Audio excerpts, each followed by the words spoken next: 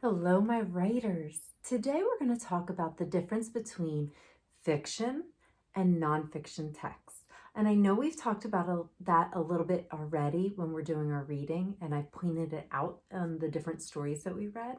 So today I have two stories. One I'm going to read to you because you might not have heard before. Okay, it's called The Pout Pout Fish and The Bully Bully Shark. Okay, this is one of the stories I'm going to read. The other story we're going to use as a comparison that you already heard is the At Home in the Ocean. Remember we read this for reading? Okay, At Home in the Ocean. So we're going to look at both of these and discuss the different features. What makes this one a fiction story? Remember, fiction means fake, not real. This one's even a fantasy, which means it really could never, ever happen.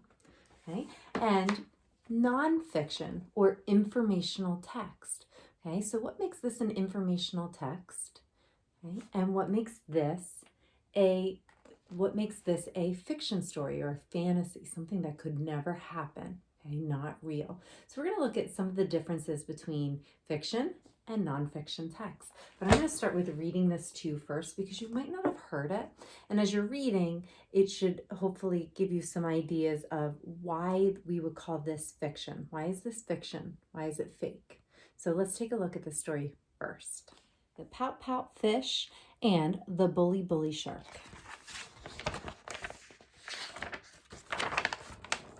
Remember, thinking about why is this a fiction story? Deep in the ocean on a warm, gentle day, bubbled lots of lovely laughter and the sounds of happy play.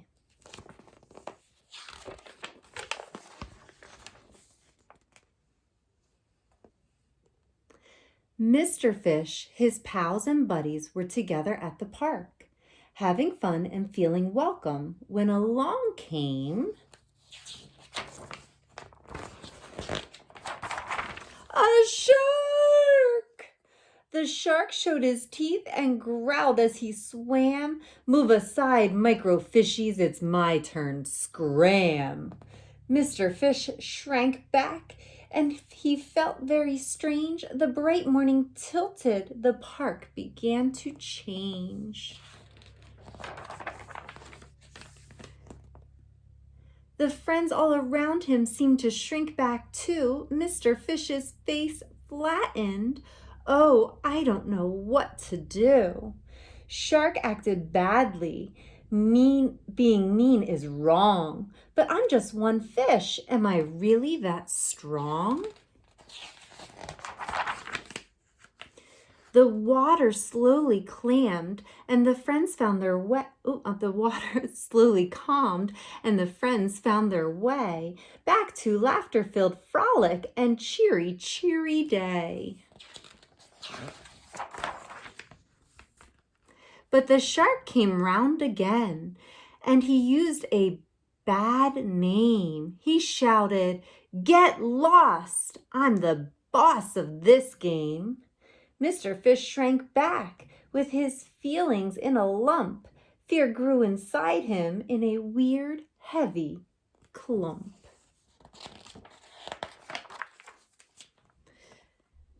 The friends all around him seemed to shrink back too. Mr. Fish's face furrowed. Oh, I don't know what to do.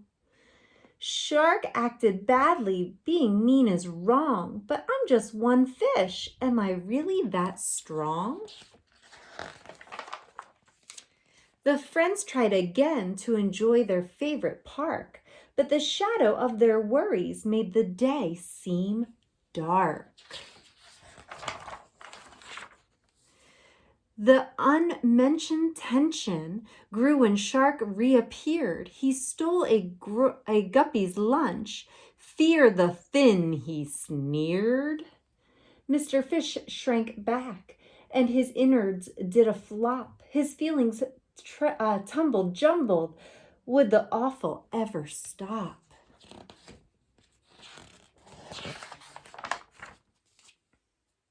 The friends all around him seemed to shrink back too.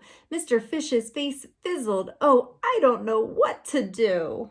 Shark acted badly, being mean is wrong. But I'm just one fish. Am I really that strong?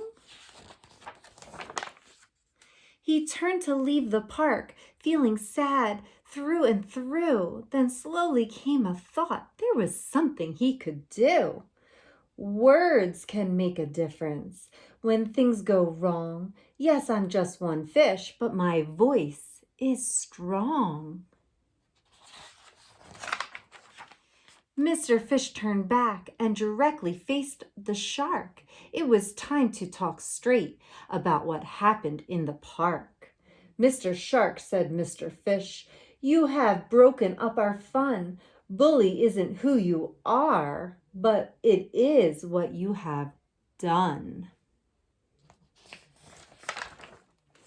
The things you did were mean, and that's not what we expect. So please leave until you're ready to treat us with respect. As Mr. Fish spoke up and his words rang out loud, the friends all around him formed an upstanding crowd. Together they were stronger. Now none of them were scared. They cared about each other and the ocean world they shared. Soon Mr. Fish was laughing and his friends were all having fun, taking turns and using empathy, each and every one. The park filled again with the joyful sounds of play, plus the confidence of knowing how to keep it that way. We are kind, we are fair, we are all potential friends, so we speak up when we need to. That's how bullying ends. All right. So I hope you like that book. Now we're going to talk about the difference between what we heard in a fiction story and what we've heard in a nonfiction story. So let's take a closer look. All right, so my writers, I want to point out one side at a time. Let's take a look at the fiction side first, because that's what we just read, the Pout Pout Fish. So in this story, it wasn't real, right? Fiction means it's not real. Think about the Pout Pout Fish. Not real, right? Fish can't talk. They're not at a playground. It's not real. So fiction means it's not real. Characters. There were characters, weren't they? Right? We had the Pout Pout Fish. We had the shark. We had Mr. Fish. Okay? All of these guys, they were acting as characters. They talked. They did things like people do. There's characters. It's made up. Not a real story. None of this was real, right? Somebody had to make it up. It's part of what makes fiction fiction, is it's not real. There was a beginning, middle, and end. We thought about what happened at the beginning when the shark showed up, what was going on in the middle, and then at the end, how things changed. So there's a beginning, middle, and end. And there's illustrations or drawings. Throughout this book, we saw lots of drawings. Right? Not photographs. They weren't real pictures, because fiction, it's not real. So it's really hard to have a photograph of something that's not real. So that's what makes fiction fiction. Now let's look at the other side.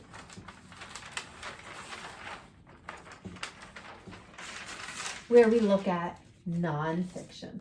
What makes nonfiction nonfiction? So At Home in the Ocean is a nonfiction story that we had looked at before. So we say nonfiction, or we'll say informational text, okay, where it's gathering information. We'll do a quick picture walk through. Do you remember At Home in the Ocean, where we were learning about facts about the animals that live in the ocean, about facts about what animals live in what type of ocean. We learned about all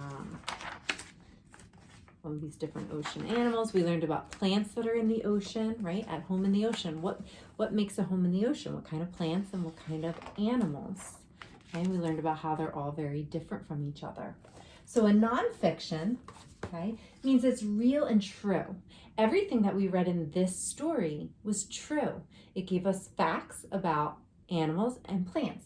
Nonfiction has to be completely real. It cannot have anything that is not true. Everything in nonfiction must be real. It must be true. It gives us facts. It might give us facts about plants and animals like we saw in this one.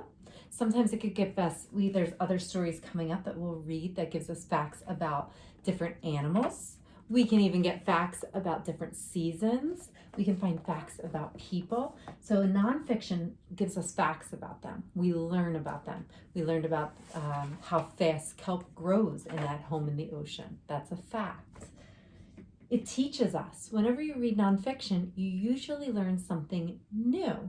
Okay? It might be stuff that you already knew, but a lot of times it teaches us something new that we don't know, new facts. Text features, which we're also going to look at coming up. Text features are where it gives us more information. Sometimes it's a caption, right? Like this one, remember blue whale, krill, it lets us know. It gives us bigger pictures so that we understand what we're reading about, right? There's a lot of labeling in here. Penguins, right? Tells us what's in the picture. Okay, and coming up, we'll see more. There's also other text features that we have, like glossaries and index, and we're going to talk more closely about what text features are coming up soon, but it's added information that the author gives us in our reading, such as labels and captions. There's real pictures, whereas fiction is almost always a drawing. Nonfiction, a lot of times, is photographs. Now, here's the thing. Nonfiction does not have to be photographs. There are nonfiction books that draw the pictures, but the pictures are more realistic. That means they look real. They look like what it's trying to represent. I have a good book about Barack Obama, who's a person. Okay? He was one of our presidents. Okay? The pictures in this story are drawn pictures. However, when you look at that, it looks very real, doesn't it? They draw the pictures like the real thing, the real person or the real animal, the real object. Okay, so the pictures look real. A lot of times they are photographs, but sometimes they're drawings, but they have to be realistic drawings. All right, so that's the difference between fiction and nonfiction. We are going to be focusing in on nonfiction writing for the next couple of weeks. Okay, nonfiction. We're going to be talking about writing that is real and true, and we'll be doing some of nonfiction writing on our own, where we are going to be writing a real or true story that has facts about something. All right, boys and girls.